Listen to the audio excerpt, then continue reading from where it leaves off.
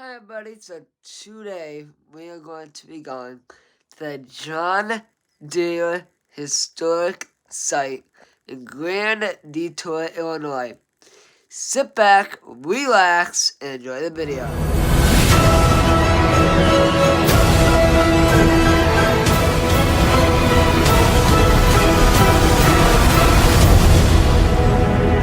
Send in the clown.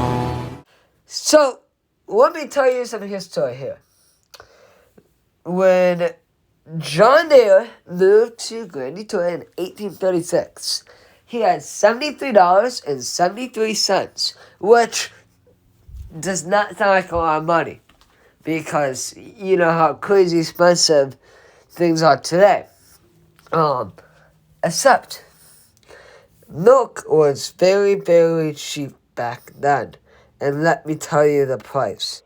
The price of milk was exactly 36 cents a gallon. Be today. Oh, yes. So perhaps you don't know, but this is our newest exhibit right here. This was actually done while we were closed for COVID. This is so good. The lighting on that picture is just Isn't that nice? really good, yeah. Yeah. And this part was done while we were closed. They changed the exhibit. The building, of course, had been here for a long time, Yeah. but they added this and they made it. So this plow here, this is actually a replica of the first plow that John Deere made. We have an original in the Smithsonian Institution in Washington D.C. Story goes that it's the second plow that he made. He didn't like the first one, so he tore it apart and he started over. And the one that he made is the one that they have now. Yeah. Nice. So actually, you can almost say it's the first one he made. Since it was. Yeah. So there you go. Yeah. Wow, that is crazy. Isn't that crazy? Okay guys, so this is some property history. In 1836, John Deere home and locksmith shop in Grand Detour was built. And in 1846, John Deere sold his home with the family and moved to Baldwin, Illinois. 1919, Catherine Deere in Butterworth purchased 8 lots, including the home in Grand Detour. 1949, she was the youngest daughter of John Deere's son, Charles. 1949, company sold to Deere and Company. 3 years before her death in 1951, Catherine sold her Grand Detour property to Deere and Company for $15,000, which is a lot. I mean, a lot of money back then. And it's probably $1 million today, probably. At the time, her nephew, Charles and William had the president of the company. 1958, ownership of the property transferred to the John Deere Foundation. A decision was made to manage the site as a non-profit under the John Deere Foundation. 1962, agriculture research begins. In 1963, Deere Company asked the two horticultural students from the University of Illinois to undertake a 2-year horticulture grammar, what did that one say? Excavation, the original blacksmith shop. In 1964, site buildings are constructed. A building to preserve the excavation, an exact replica, the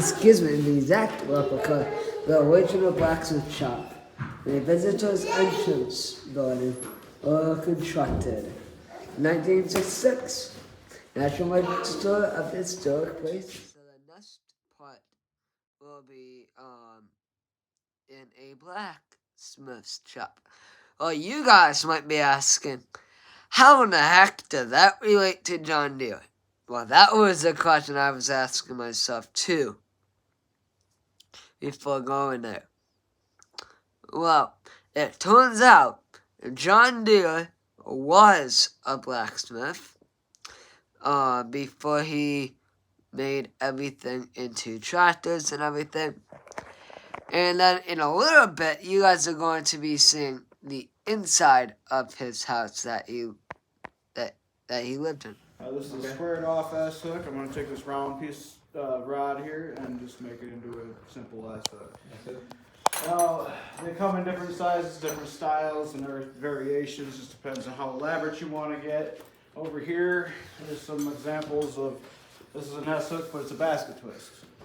A lot more complicated. You got to forge weld the ends and, you know, then untwist it and do all that other work. So not a whole lot of time to do that kind of thing here. So at least not enough time. That takes a while. This is another kind of S hook. It's got a nice little tight twist right in the center there. They're hanging everywhere. So, all right. So before we begin the demonstration, there's a couple things I do like to point out in here because there's a few things I didn't know about until I started working here. Now, how many times you've seen a Western movie and wagon wheel breaks down, they pull everything off the wagon, they leave the, they abandon it, take the horses, it's done, right? Yeah. Well, come to find out they actually had spares and jacks back in the day. Who knew? So back here on the corner over here, if you look, these are actually wagon and carriage jacks that they would have had. So they would have actually stopped repairing the tire rather than just abandoning it and shooting the horses and doing whatever other craziness Hollywood has come up with over the years. So these right here, this is basically the start of hybridization process. The farmer would have taken his best ears out of the field. He'd have hung them up there to dry, so that way the following year he could take his best crop and sow it back in again. Continuing that over years, we get some good crops going on. Here we got a double yoke. That'd be for an oxen or yak or any large quadruped would really do. Over here we have the sides on the wall. There's 3 of them. This one has the cradle with it, so that way they wouldn't have to go back and pick everything up off the ground and do all that bending and stuff, because after a while, until it gets old. And then my favorite piece to point out is this guy right here. That's not for dealing with unruly neighbors or anything. That's actually for taking the husk off of grains. They lay the grains down, they just sit there and repeatedly smack it. Imagine all that work to get 1 bowl of rice. I mean, that's a lot of work right there. They still actually use those in places like Southeast Asia and that, but up to 5 heads. So it's kind of cool to see that those are still in use today. All right, enough of the blubbering and stuff. So there it is. We're gonna turn this into an S hook for you. As soon as I find my tongs. And tongs do make a heck of a difference, because if you don't have the right tongs and they don't hold good enough, you hit it, you can send it flying across the shop. And when it's 1,000+ degrees, you don't want it hitting anybody. Yeah. So, right here we got a bituminous coal forge fire. John Deere would have used charcoal that he would have processed himself in order to even start making the stuff that he needed to make. I left a little window in there that way I can see my steel. Last thing I want to do is see it disappear into the forge, because there's 2 ways to find it if you lose it in the forge, right? Yeah. Keep pumping the billows until you see what looks like a sparkler going on, and that's your steel basically burning up and turning into a hot mess like this. Oh, okay. See all the holes and stuff like that? That is structurally damaged beyond repair. Okay. Yeah. So that's, it's junk at that point. So once you've reached that, wow. Yeah. That is crazy. Yeah. It happens quick too if you're not paying attention. Trust me, I burned up a few. That is actually when I burned up not for people, but in front of people, because I was busy yakking rather than doing what I was supposed to do. So we got a little bit of heat in here. If you notice, it's just barely orange. It's almost black. That heat is actually the most dangerous heat that we have in here, because this one, if you were to touch it, there's a good chance it'll stick and hang on for the ride. So, but like yellow heats, if you were to drop it on your skin, it wouldn't stick. It would just bounce off. But when it hits, it cauterizes, kills all the nerve endings. You don't even feel it. Trust me, it's happened to me. Until you smell burning flesh, and then you're like, "What's that?" And then you realize it's you. Okay, so we'll get that back in the fire. Get some heat on that end. We're just going to taper it off real quick. Now everything I'm doing on the anvil right here, the hammer is taking care of 25% of it. The anvil is taking care of the other 25% or 50% of it, and then 50%. So it's a good marriage of. All right, so we got a good little bit of heat in there. So we're going to take it to the edge of our anvil right here. And we're going to start working that down. Now it doesn't take long to work a point out. As you can see, in a little bit of time, we've actually taken and made a nice little point out of it. Now we're going to take and hit those edges. And And that's basically creating from a square to an octagon. Now, why we do that? Because it's easier to go from an octagon to a round this way than it is to go from a square to a round this way. So, just round it up. Just like that. And you got yourself a little point right there. Now we're going to flip it over and do the same thing to the other side. Oh, ugly, you know.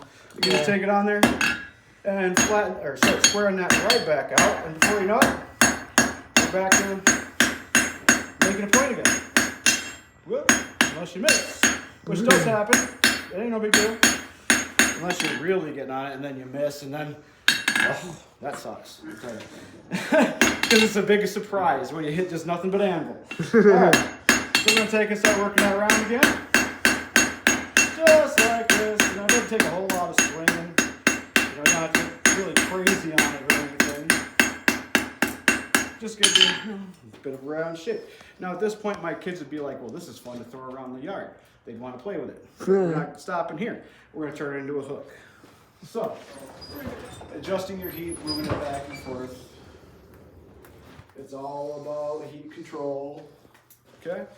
So here, we're going to take that edge. Just going to give it a little hook, you know? Bring it back here, put it into my side so I can brace and start working that back. All right? Brace it, work it back. See? Starts to create a nice little hook. Tap this edge down. And then continue to bring that back. And before you know it, you got yourself a nice little decorative curl on it. So we're going to put it back in the forest, flip it around to the other side. Pictures of video or anything like that. I don't care. It's kind of like being on vacation with you. You know? So awesome. I get to go somewhere. Where's my song? There we go. All right. Let me bring that tip down just a skosh. That way it looks pretty. Because people love stuff that looks pretty. You know what I'm saying? So we basically have curls on opposite sides now. We're going to make our hook part.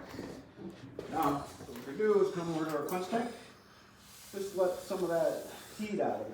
Harden that steel right up for us. Get it down in our bending jig. And just right around like that. Here we go. Create the first part of a hook. Now, tuck that in just a skosh more maybe. And flip it and do the other side. Dainty little guy of an S hook. But they all function the same. You know? So, basically what you end up with is this guy right here. If I can get him to flatten out for me. Last thing you want to do, trust me, is try to adjust it with your fingers. Because that's a big no. Actual swinging is involved. Oh wow, that is really cool. Yeah. Isolate and move your steel. Wow. So that might actually be a door knocker or a belt buckle. I'm not sure. Okay, everybody, so here's a quick update. We are now going to be going inside John Deere's home. Is like a dormitory style room where the children would have slept and been. Now when John left Vermont, he had 4 children and his wife was pregnant with a 5th. Okay? When they came here, they had 3 more children born in this house, and then there was a 9th child born after they moved to Moline. So they had a total of 9 children, only 5 of whom survived to adulthood. Most importantly, Charles, and I'll talk about Charles in a few minutes. This room, we call our everything room, and we call it the everything room because they basically would have done everything in this room. They ate in here, they played games in here, they read, they did their studies, everything. They cooked. Everything kind of was done in this room. Now, I said that everything that you see, all the furniture and stuff, is period, meaning it was of the time that they were. But that piece right there with the lamp on it, that was Demarius Deere's writing and sewing table. She brought that with her from Vermont when they came. It was here. She took it to Moline when they moved to Moline. And then somewhere along the line, one of the family members, they donated it back to us at the foundation, so that we do have something in this house. That then, you know, you see the exterior of the original house there building on. The china in the cabinet behind us there, that china actually did belong to John and Demarius Deere. Oh, okay. It did not belong to them when they lived here. Because remember, they didn't have a lot of money when they lived here. That came later, but after they moved to Moline and acquired a little more money, that is their set of china. It never resided in this house, but it was donated back. I'd like to show you a piece, and again, this didn't belong to them, but they would have had something like this. This is a box called a candle safe. Okay. And it's called a candle safe because it's used to keep candles safe. Yeah. Okay? At nighttime, they would take all their candles and they would put them in boxes like this. And the reason for that is that they made their own homemade candles. Okay. And the candles were made out of a substance called tallow. And I don't know if you know what tallow is, but tallow is just a fancy word for animal fat. Okay? If you've ever seen congealed grease in a pan, if you leave it too long before cleaning it and it turns kind of white and hard, that's tallow. And tallow was very attractive to the mice and other, you know, if they would leave their candles out overnight, the mice would come out and they would literally eat the candles. So they would have to put their candles away at night here. There's a nice chair over here that's called a comb rocker. Okay? A comb rocker would be something that would be, or anybody could sit in it, but specifically that extension that's on there was for women. Because if women had long hair, such as you do, okay, when they would wash their hair, they didn't have a blow dryer, so they would sit there, throw the hair over the back of that, and the back and forth rocking. And yes, we have an ironing board with an iron on it. This iron is very heavy because it's made strictly from iron. It also, of course, doesn't have a plug to plug it in to warm it up. So you would put it on the stove to warm up, but it would lose its heat fairly quickly when you were ironing. So people would have at least two of these. They would have one that they were using and one was warming up on the stove. But you could possibly buy a stove like that. That is called an iron warming stove. Oh yeah. And if you look around the outside, there's room for six irons that you can put around the outside of that. Yeah. Yeah, it's got a little weight to it. Yeah. Okay, guys. So that is going to wrap things up. Thank you so much for watching, and make sure that you guys subscribe and hit that notification bell, because I am trying to reach 700 subs by the end of this month.